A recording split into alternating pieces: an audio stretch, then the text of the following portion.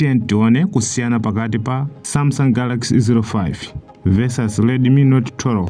Musayiwale kupanga subscribe ku channel kuti zambiri zisakuponyeni. Comparison full video Samsung Galaxy A05 versus Redmi Note 12. Screen type akupambana Redmi Note 12 kambaka Super AMOLED.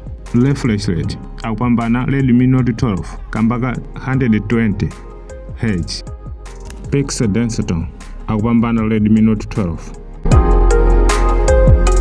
Resolution akupambana Redmi Note 12 kambaka 2400.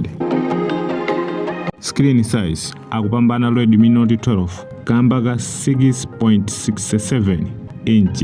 Protection glass mbali zonse ziwiri. Hardware processor mbali zonse ziwiri.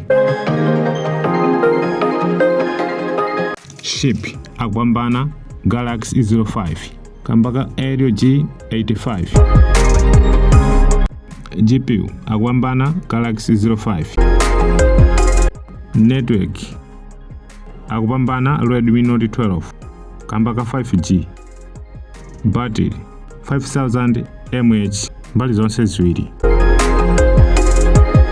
Fast charge akupambana Redmi Note 12.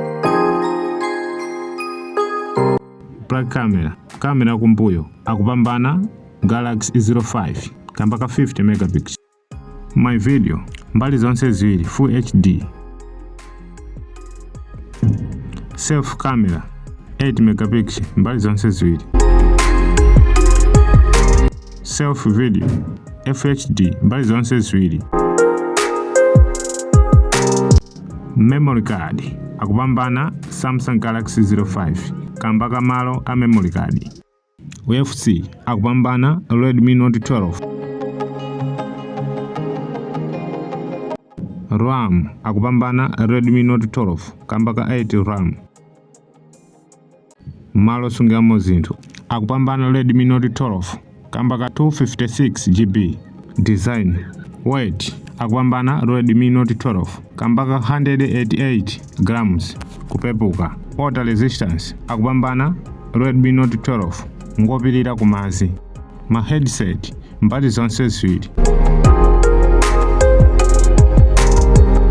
Radio mbali zonse ziwiri no.